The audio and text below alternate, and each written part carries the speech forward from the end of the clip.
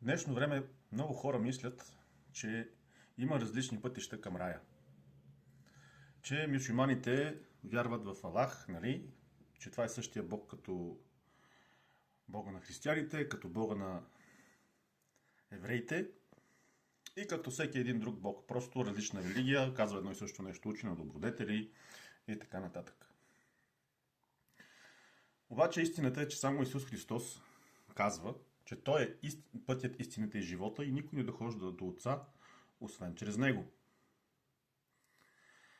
Затова, ако искате да имате вечен живот, ако искате да живеете във вечна любов, мир и радост с Бог Отец и с Исус Христос и Светия Дух в тяхното царство, това означава, че най-малкото там се почва да вярваме, че Исус Христос е умрял на кръста, за да ни поеме греховете и е възкръснал на третия ден, за да докаже, че е Бог. И Той е единствения Бог. Никой не може да стигне до Отец, никой не може да стигне до рая без Исус Христос, без да мине през Исус Христос. Няма как.